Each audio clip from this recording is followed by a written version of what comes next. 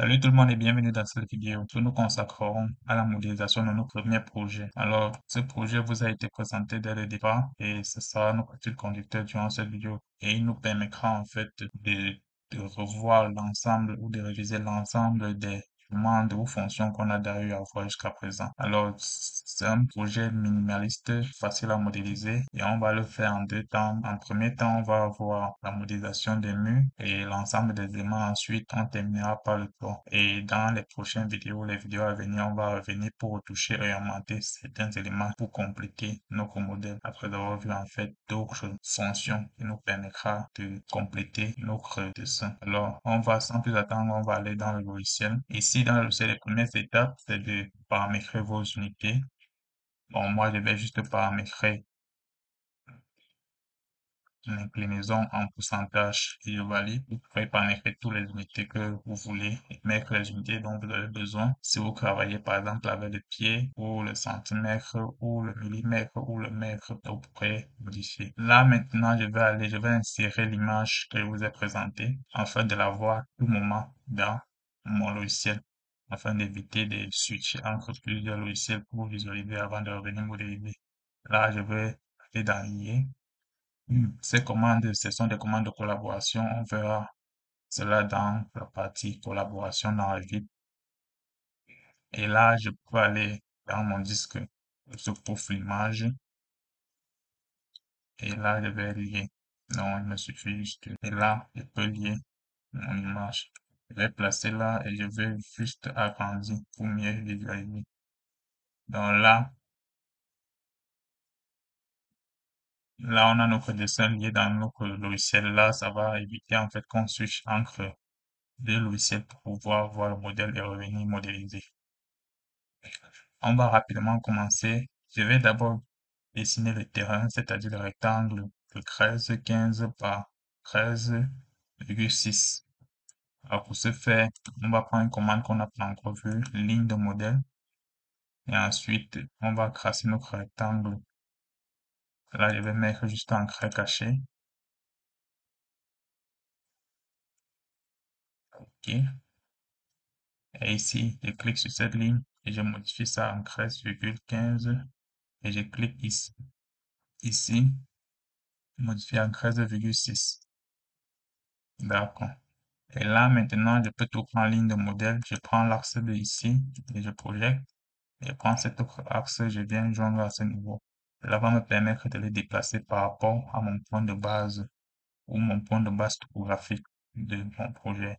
Pour voir ces points-là, il me suffit juste d'afficher les éléments cachés. Et là, j'ai mon point de base projet et juste le triangle derrière, c'est le point de base topographique.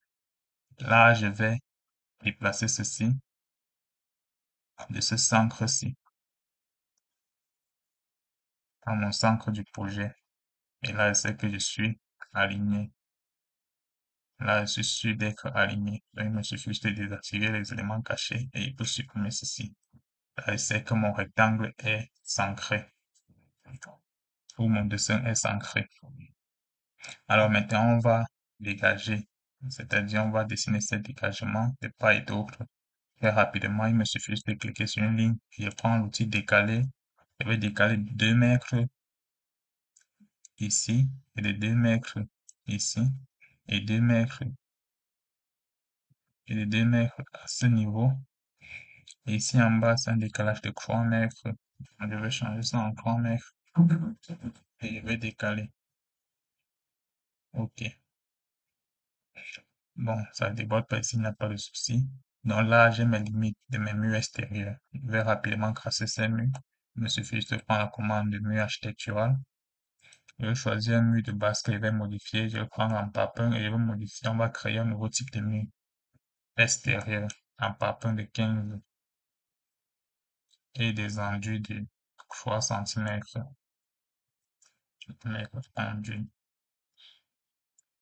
Enduit de 3 centimètres, ça nous fait un mur d'épaisseur 18. Là, je vais modifier sa structure. Si la couche de finition, c'est l'enduit, mais l'épaisseur, c'est 1,5 cm. La deuxième couche de finition. Le matériau, c'est de l'enduit. et je valide. Et là, mon épaisseur, c'est 1,5 cm et ma couche porteuse, là, je prends 15 centimètres. C'est ça du béton manufacturé, c'est-à-dire du pape ou des agglomérés. Je peux valider. Là, vous voyez automatiquement que j'ai 18 centimètres d'épaisseur et ça a une fonction extérieure. Ici, je vais juste modifier le commentaire des données d'identification. Là, je vais mettre 15 et enduit de croix. Là, c'est une maquette numérique que nous sommes en train de faire qui est différente en fait des modèles que vous pourrez faire dans SketchUp ou dans tout autre logiciel de modélisation 3D. Parce que ces informations qu'on a que nous sont utiles en fait pour pouvoir, par exemple, extraire des données de notre maquette et pouvoir utiliser pour faire, par exemple, des devis ou alors faire des détails des dessins. Là, je peux valider et là, dans ce cas-là, c'est la différence entre une maquette et un dessin 3D que vous pourrez faire en fait dans AutoCAD ou dans SketchUp ou alors dans notre logiciel compatible 3D mais qui n'est pas compatible avec du BIM comme H4 par exemple. Là, je peux valider et j'ai mon mur déjà créé à ce niveau. Je vais aller jusqu'au niveau 1. Il faut savoir qu'on n'a pas modifié les hauteurs et je prends l'infini extérieur parce que là, ce sont des limites extérieures de mon mur. Et dans le sens trigonométrique, je peux tracer mon mur. Donc là, je trace mes limites et là, j'ai fini mon tracé. Maintenant, on va procéder au tracé des crans intérieurs, c'est-à-dire des quadrillages qui est respectivement à 3 mètres, 3 mètres et 3 mètres. Donc, pour ce faire, on va créer un autre mur, parce que ce sont des murs intérieurs. On va prendre un mur architectural, on va dupliquer ce qu'on a créé précédemment, et on va dupliquer pour créer un nouveau type de mur. On va prendre plutôt des murs en douce. Prendre des murs en douce enduits de croix. Dans la fonction sera intérieur. Donc, je vais mettre int intérieur et je vais modifier la structure. Cet élément à modifier, c'est la structure porteuse ou la couche porteuse. Et je valide. Là, nous sommes à 15 centimètres. Et ici, le commentaire, je mets en 12 plus croix. J'applique. Et là, je modifie la fonction qui sera une fonction intérieure. Là, j'ai validé ma création. Ici, je vais interdire la jonction pour éviter que les murs intérieurs ne soient liés aux murs extérieurs. Ceci me permet en fait, lorsque je vais utiliser les outils Render, qu'il n'y ait pas en fait des collisions entre des éléments. Cela me permet aussi d'estimer facilement lorsque je vais extraire des données avec les nomenclatures de quantité, d'extraire par exemple les quantités d'enduit pour les murs intérieurs et les quantités d'enduit pour les murs extérieurs. Donc c'est ça, ça peut être une des façons, une des raisons pour lesquelles il faut séparer les murs. Là, je vais prendre jusqu'au niveau 1, je vais prendre par rapport à l'intérieur de ma pièce que je vais créer. Et là, peux maintenant décaler de 3 mètres. Donc, il me suffit de placer un peu comme dans AutoCAD. Je commence à me déplacer sur la ligne, l'extension va sortir. Et je clique 3 et je viens jusqu'à ce niveau. Et je peux encore me placer là, je clique 3, j'arrive à ce niveau. Alors, pour vérifier, il suffit de cliquer sur ce mur. On est bien à 3, 3. Je clique ici, nous sommes à 3, mais le dernier n'est pas à 3, donc je peux cliquer sur ce mur et décaler de 3. Et là, on est sur des pas partout. Donc, je crée ma trame verticale. Maintenant, on va créer la trame horizontale. Là, je suis à 2,6. Là, je suis à 2,6. Et là, je suis à 3. Bon, la douche, il n'y a pas de dimension. On va le considérer à 1,20. À 1,30 ici et ici à 1,20. Donc, on va rapidement modéliser cela. Je prends mur architectural, le mur intérieur. Je vais dessiner ma première trame 2,6. Donc, par rapport à l'intérieur triangle le mur et je prends trace 2,6. Et là, je suis d'accord à 2,6. Et ici aussi, je suis à 2,6. Je suis à 2,6 et trajet d'ici à là, j'ai 3,8. J'ai 3,8 mètres. Donc 3,8, ça va faire 6,8 mètres. Donc je vais me placer ici à ce niveau. Je prends 6,8 mètres et je peux tracer ici ma limite de salon. Ensuite, je vais décaler ici de 3 pour pouvoir tracer ma limite ici, cette chambre. Et on a dit ici, on prenait à 1,30. Donc là, je vais prendre à 1,30 pour pouvoir tracer ma salle de bain. OK. Donc là, j'ai créé ceci. J'ai créé un écran horizontal. Ici, ce que j'ai fait, j'ai changé ce mur-ci en mur extérieur. Et ici, je veux couper ce mur. Donc ici, à ce niveau, je prends l'outil scinder l'élément et je scinde ces deux éléments. Ces deux éléments scindés, je peux les sélectionner en cliquant sur CTRL pour sélectionner deux éléments. Et là, je peux venir changer en structure extérieure. Je change ça en mur extérieur et je peux ici autoriser les jonctions pour que mes murs se joignent.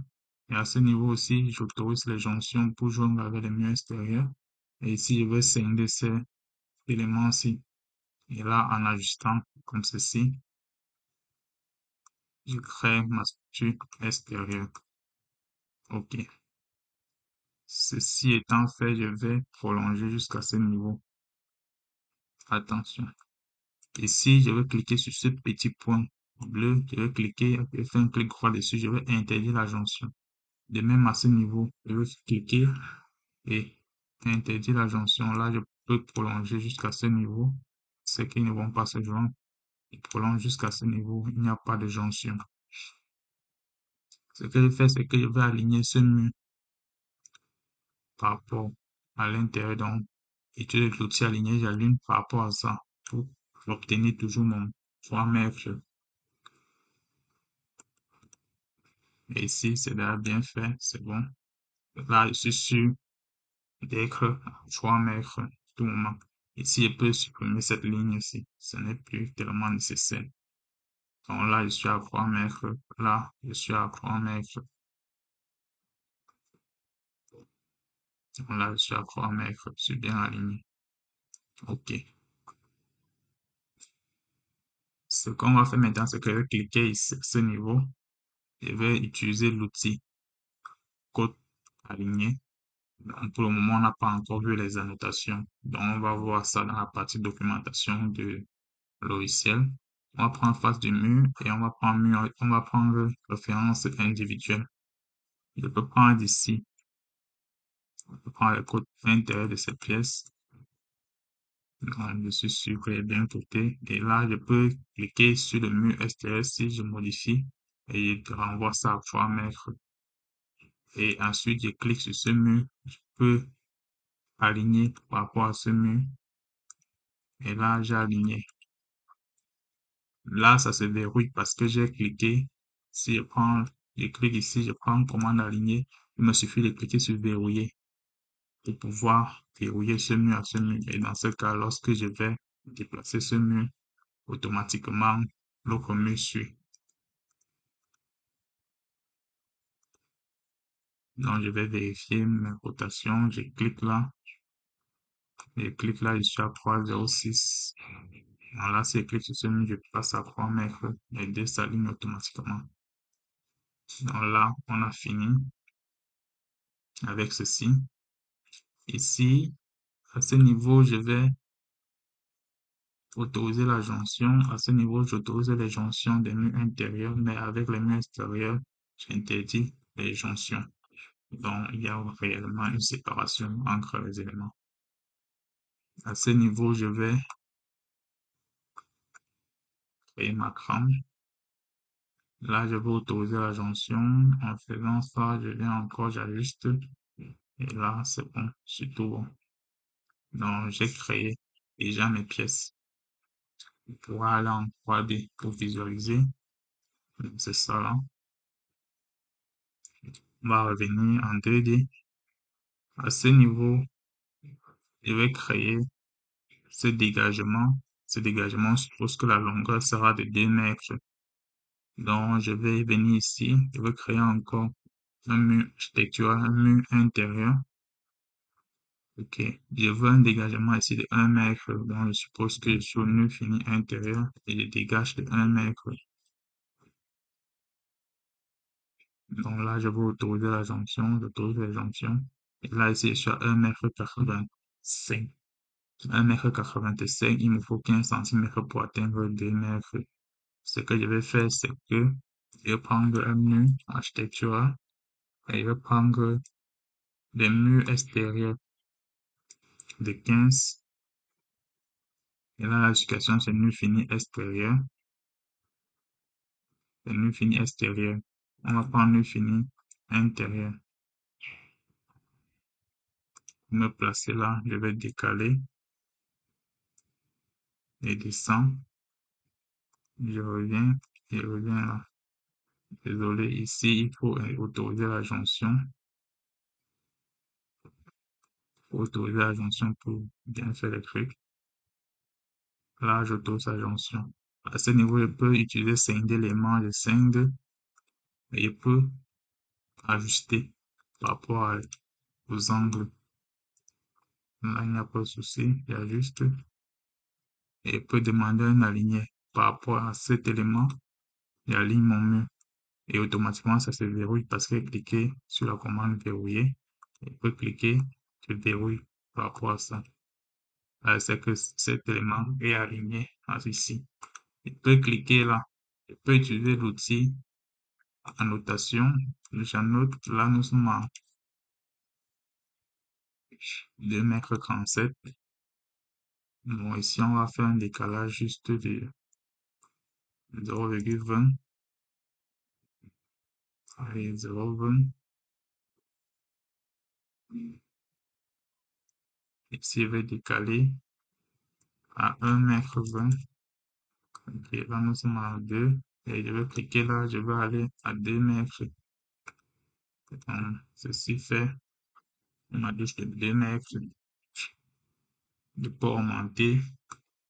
Si je veux, là, je suis à 2 mètres, je passe à 2,50 m. Bon, 2,30, je pense que ça peut aller ou 2,20 m. Ok, je suppose que c'est ça. Parce qu'il n'y a pas de dimension. Donc, nous n'avons pas de dimension réelle. On essaie d'aller au plus près. À ce niveau, on va créer cet élément. Donc, on va prendre l'outil, on va prendre ici, on va cliquer ici, on va prendre ouverture dans le mur. Alors, comme en 2D, comme en 3D, c'est possible. Vous cliquez juste, vous créez vos ouvertures. Là, je vais aller de ce niveau jusqu'à ce niveau et je dégage mon ouverture. Je peux cliquer afin de modifier la longueur. J'aligne ici. Et à ce niveau, j'aligne ici. Et je peux aller en 3D. Nous voilà en 3 dimensions pour modifier la hauteur. Donc, je vais lui donner une hauteur de... Je vais décaler par rapport en haut de... Je prends 0,50.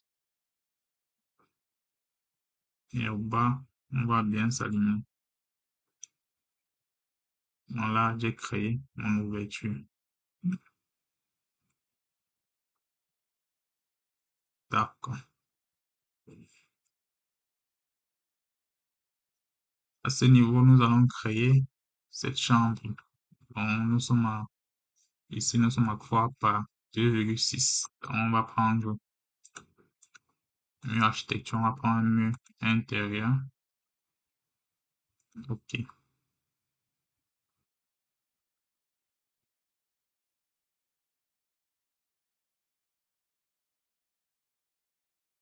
Prends l'extension par rapport ici. Je prends un mur fini intérieur et mettre 2,6, 2,60 et je crasse ceci.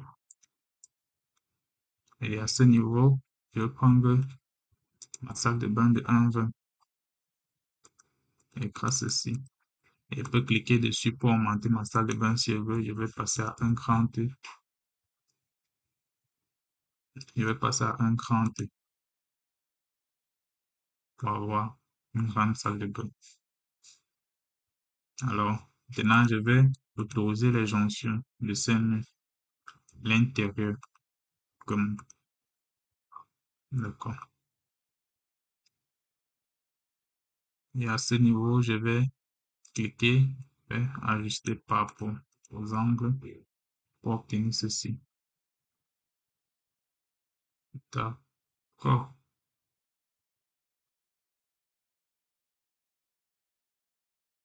Ok, je pense que l'ensemble de nos murs sont tracés. On va maintenant créer les ouvertures dans notre mur. On avait déjà commencé à créer les ouvertures à ce niveau.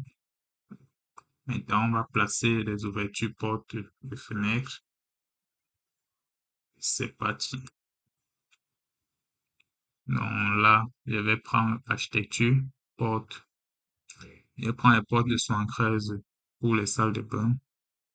Et il suffit de vous placer et aller dans le sens concret, le sens d'ouverture, et votre porte est placée.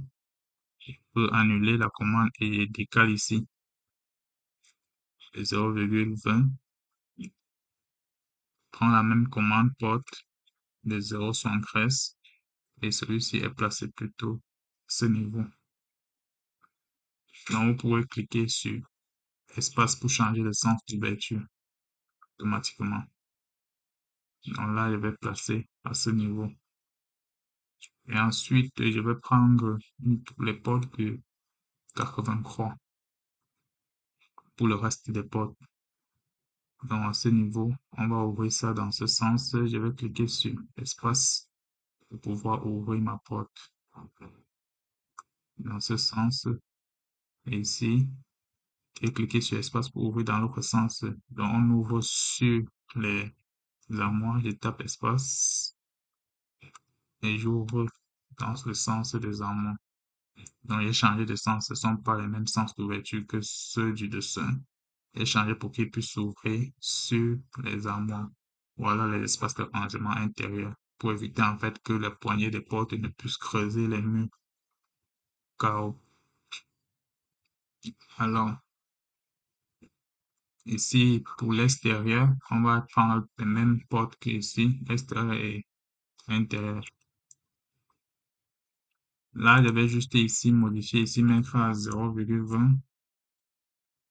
Bon, celui-ci, a priori, je vais mettre à 0,70. Un grand dégagement. Bon, ici, ça va. On va laisser s'ancrer ainsi. On va prendre encore l'outil porte. Et si si une porte ne vous correspond pas et que dans votre bibliothèque, il existe des portes, vous cliquez sur charger une famille.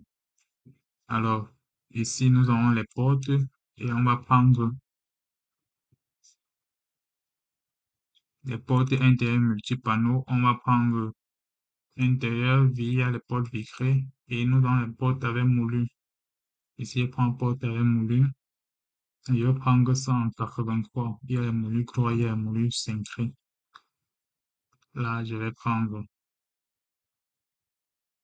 83 en moulus cintré et je vais ouvrir ça dans ce sens. Ici, je viens placer cette porte. On va bien localiser son emplacement après. Là, je peux décaler de 0,20. D'accord. OK. Maintenant, on va placer les fenêtres. Non, on va prendre ouverture fenêtre. Ici, on va charger les familles de fenêtres. On va aller dans fenêtre. Donc, je retourne à l'arborescence principale et je choisis fenêtre. Je vais y arriver. Donc là, j'ai fenêtre. Je vais prendre des fenêtres tunnel. OK. Je vais prendre la ventole pour le son. Je vais ouvrir la dimension. Je vais prendre ça en 1,25, 1,40 par 1,25 et je vais charger.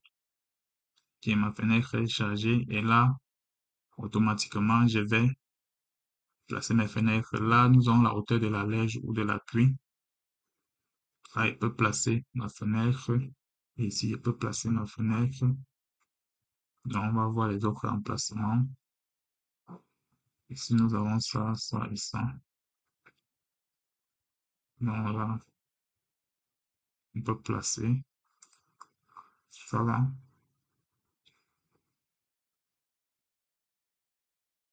Et ensuite, celui-ci. Ensuite, le dernier.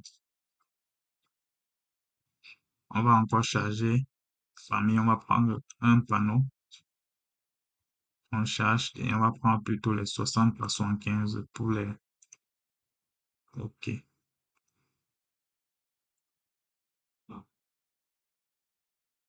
Là, je vais mettre à 1,50. Je vais mettre la hauteur d'appui à 1,50.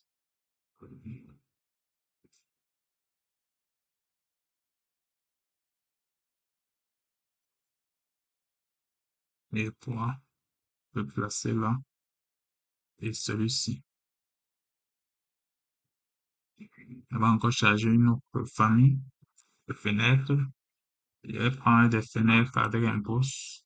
Je vais prendre un pouce haut. On va prendre un vantaux, un ventail et un pouce haut pour ouvrir. Et ici, je vais venir placer celui-ci. OK. Donc, on voit notre modèle déjà. Elle a créé les ouvertures. Et pour terminer cette première partie, on va créer euh, les poches d'entrée. Alors, les auvents d'entrée ou la véranda d'entrée, si vous voulez. Pour ce faire, on va prendre un poteau architectural. On va prendre les dimensions. Je vais prendre les dimensions de 25, c'est oui, 25 par 25, de modifier, dupliquer le type et je vais changer en 25 fois 25 centimètres. Et là, il me suffit juste de modifier la profondeur et la largeur en 25 par 25. Le matériau prend du béton coulé sur place. On va couler sur place et ensuite on va venir revêtir de peinture.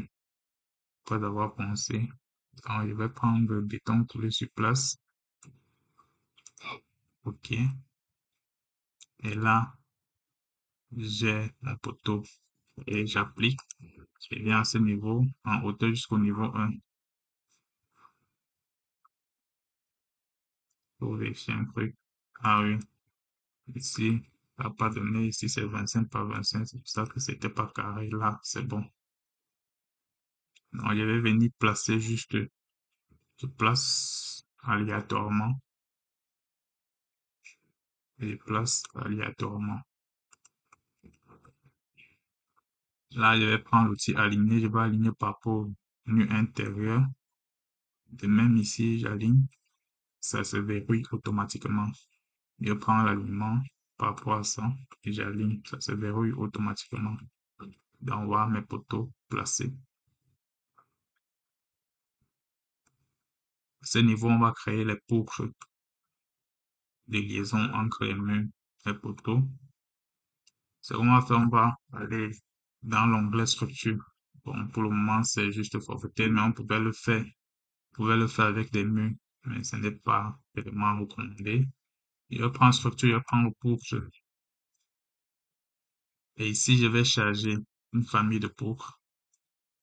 Donc, ici, à ce niveau, je retourne dans la voie-sens principale, je prends structure et je prends ossature. Je prends ossature en béton, je prends poutre rectangulaire et je charge. Là, je vais dupliquer, je vais créer une nouvelle poutre de 18 fois, de 18 par 30. Dans ma base, c'est de 18.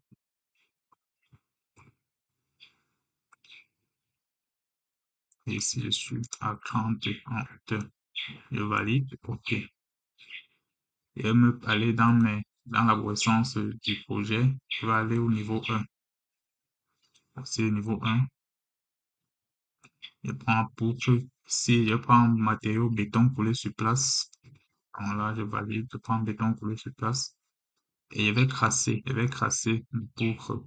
Donc, il me suffit juste de prendre l'outil sélectionné et je sélectionne l'axe de ma poutre.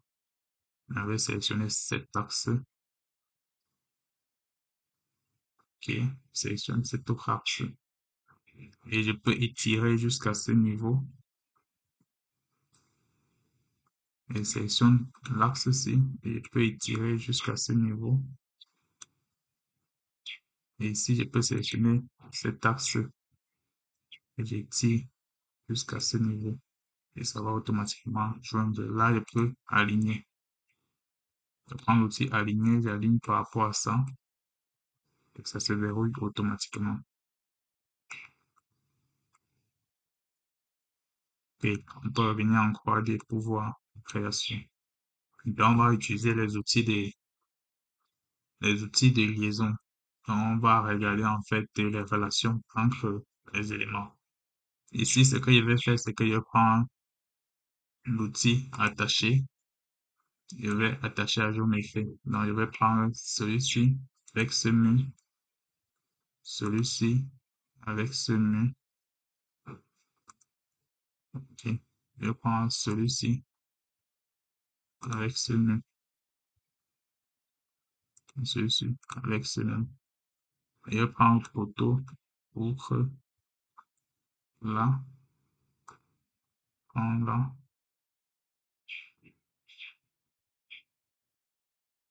Et ceci est fait. Je vais modifier l'ordre de mes relations. Donc, je clique et prends basculer l'ordre de jonction. Je prends ça et ça. Et ensuite ça et ça.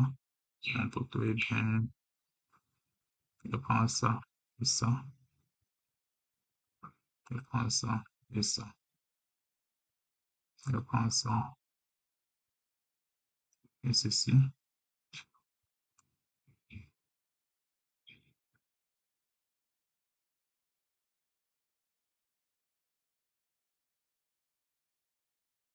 Je fais un petit truc, je vais modifier la longueur de cette poutre jusqu'à ce niveau pour avoir une bonne tension. Je modifie jusqu'à ce niveau. Hum, mhm. Je vais aller jusqu'à ce niveau. Je vais détacher. Pareil ici, je pars jusqu'à ce niveau. OK. Là, j'ai bien arrangé mes jonctions. Et je vais aller au niveau 1, je vais tracer la continuité de mur sur les poutres. Je pars niveau 1, prends architecture mur, je prends mur, je prends mur extérieur, je vais autoriser les jonctions, je vais tracer sans contrainte, et là, je vais prendre la hauteur de 1 mètre, donc, de façon forfaitaire. Mur fini, on va prendre mur fini extérieur, et je trace là, et je viens joindre à ce niveau. Donc, ça me donne ceci. Là, c'est un mur d'un autre type. Donc, on va voir en fait comment créer un autre type de mur. On va modifier, je vais créer ça. Je vais sélectionner ce mur. Je vais venir, je vais dupliquer.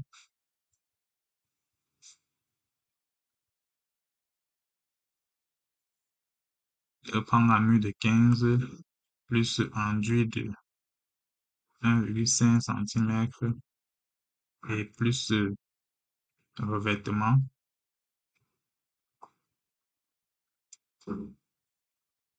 Je prends un revêtement de 1 cm en calage.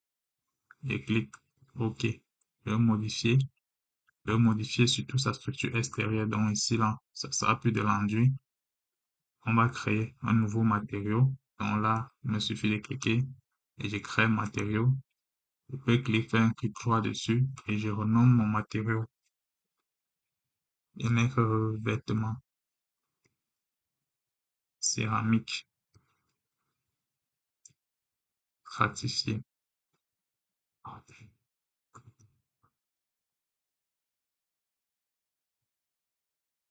Je tape entrée pour valider mon matériau. Et ici, je vais cliquer sur remplacer pour pouvoir choisir un matériau disponible dans les ressources. Donc, je vais prendre pierre. Là, j'ai les pierres, je vais choisir pierre quelconque. Je vais prendre ceci. OK. Et là, ça remplace automatiquement les propriétés de mon matériau que j'ai créé. Donc, c'est une deuxième façon de créer un matériau sans avoir à en faire les données. Donc, automatiquement, il va remplacer toutes les données d'identification, graphisme. Là, vous pouvez voir générique. Ça ne change rien. Les données d'apparence, ça change automatiquement. Les informations aussi, ça change. Le motif en relief, ça change. Et là, j'ai créé mon matériau, je peux appliquer et je l'applique automatiquement ici. L'épaisseur, je vais mettre à 1,5 cm plus l'épaisseur de pose. Donc, on sait que le carrelage est à 1 cm plus la couche de pose, ça fait 1,5 cm. Soit vous pouvez, soit vous pouvez mettre à 1 cm et vous insérez une autre couche, vous faites descendre. Et là, vous allez mettre doublage matériaux, vous allez mettre ça en béton de mortier. On va prendre un béton coulé sur place. OK. Là, l'épaisseur, ça sera 0,05. Faible couche. OK. Vous appliquez là, automatiquement, vous avez l'épaisseur de votre mur. Donc, fonction extérieure toujours, et vous validez. Automatiquement, le type de ce mur a changé. C'est après les propriétés du mur que vous avez ou des matériaux que vous avez précédemment définis.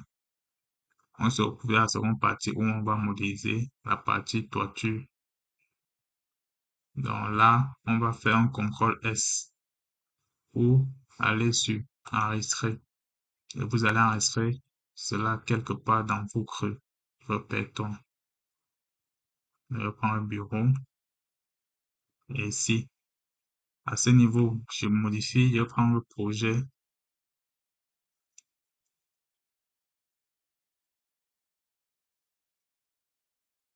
Je prends un projet 0, 1. Et si n'oubliez pas de modifier les options, vous prenez sauvegarde, vous prenez une seule sauvegarde. Sinon, à chaque fois, ça va vous créer et ça va vous dupliquer votre fichier en 20 exemplaires. Donc, ça veut dire que ça va à chaque fois créer 20 sauvegardes. Et si on va créer une seule sauvegarde, donc ça veut dire qu'à chaque fois, il va renommer juste, donc il va créer sauvegarde 1, 2, 3, 20, mais en un seul fichier. Alors que si c'était 20, il va tout créer sauvegarde 1, sauvegarde 1, sauvegarde 2, sauvegarde 3, sauvegarde 4, jusqu'à 20. Donc, cela en plusieurs fichiers, mais il va nous créer ceci en une seule fichier, en un seul fichier plutôt. Désolé. Là, je peux valider et j'enregistre mon projet. Ok, pour ceux qui ont des problèmes avec leur machine, je vous conseille en fait de sauvegarder le projet avant d'entamer la modélisation au cas où. Et sinon, il n'y a pas de souci. Ça se fait. Là, je suis tout bon. Je peux maintenant fermer. On se retrouve à la prochaine vidéo.